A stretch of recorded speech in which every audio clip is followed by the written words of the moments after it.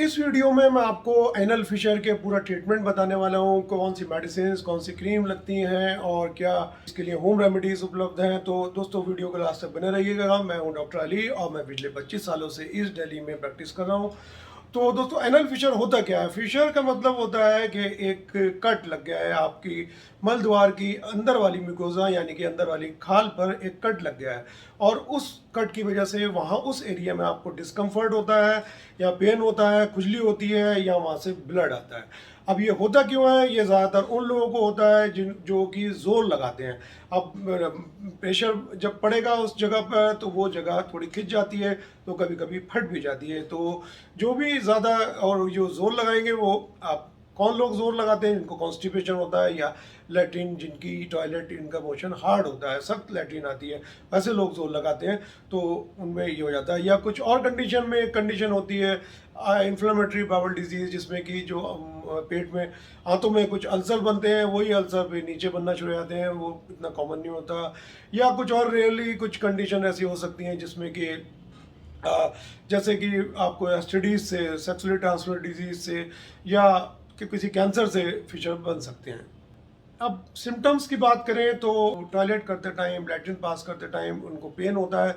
उस जगह पे उनकी जो साइड से ब्लड लग के आ सकता है या टिश्यू पेपर पे ब्लड लग सकता है या खुजली होती है या सिर्फ एक डिस्कम्फर्ट सा उस एरिया में रह सकता है और लैट्रिन करने में उनको या मोशन पास करने में काफ़ी प्रॉब्लम फील होती है। अब ये किन लोगों में होता है? अब ये बच्चों में इसलिए कॉमन होता है कि बच्चों को एक तो कॉन्स्टिपेशन ज़्यादा होता है और बूढ़ों में भी कॉन्स्टिपेशन होता है और छोटे बच्चों में, खासकर इन्फेंट में डायरिया बहुत कॉमन होता है। वो डायपर्स लगाती हैं उनकी मदर, तो जब डायपर्स बार बार नहीं चेंज करती हैं और एक ही डायपर होता है, वो गीलेपन से फिर उस एरिया में आपके फिशर बच्चों के बनने का खतरा बना रहता है। तो इसलिए कहा जाता है कि बहुत जल्दी जल्दी उस एरिया को क्लीन रखें और डायपर को चेंज करते रहें।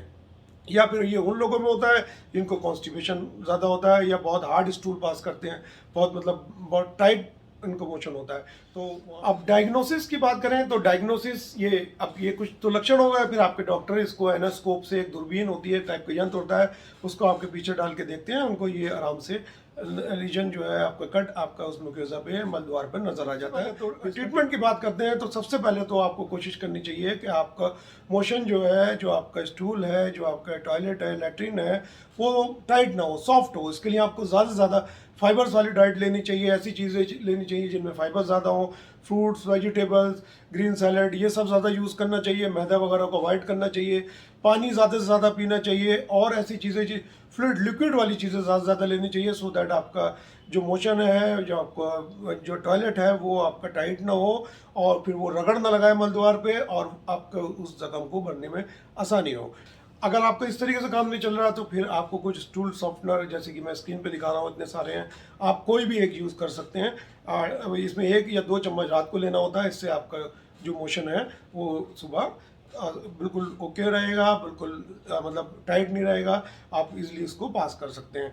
अब क्रीम्स की बात करें तो ये इतनी सारी मैं क्रीम्स दिखा रहा हूँ, इनकी खास बात ये है इसमें पेन किलर भी होते हैं, लिडोकेन, और इसमें आपका एंटी इन्फ्लेमेटरी यानी कि स्टेरॉइड भी होते हैं और आपके कुछ ऐसे तत्व भी होते हैं जो जो वहाँ पे एनल स्फिंक्टर को खोल देते हैं, रिलीज कर देते हैं, सो दैट अच्छी हीलिंग हो पाती।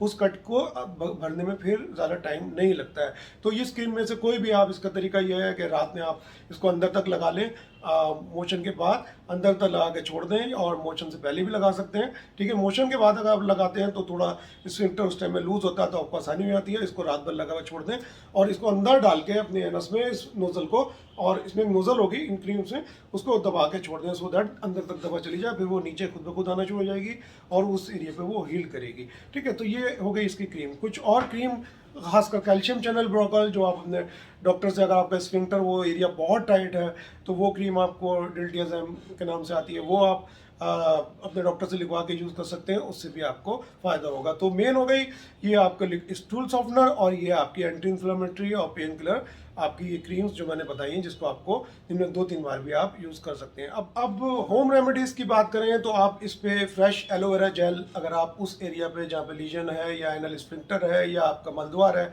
वहाँ पे आप इसको 2-3 दिन में 2-3 बार लगाते हैं तो उससे आपको फ़ायदा हो सकता है। इसी तरीके से आप कोकोनट ऑयल, नारियल का तेल, अगर दिन में 2-3 बार उस एरिया पर सकते हैं तो आपको फ़ायदा हो सकता है। जैतून का तेल में अगर आप शहद मिला के और एक वैक्स होता है बी वैक्स, अगर आप इसको 1 कप में लेके इन तीनों चीज़ों को मिक्स करके थोड़ा गर्म कर लें तो दैट वैक्स घुल जाए, तो इस मिक्सचर को, तीनों के मिक्सचर को अगर आप अपने उंगली से दिन में 2-3 बार जगह लगाएंगे तो इससे आपको काफ़ी रिलीफ मिलेगा। इसी तरीके से ऑलिव ऑयल और शहद आप खाएंगे भी तो उससे भी आपका मोशन जो है स्मूथ हो जाएगा, उससे भी आपको हेल्प मिलेगी।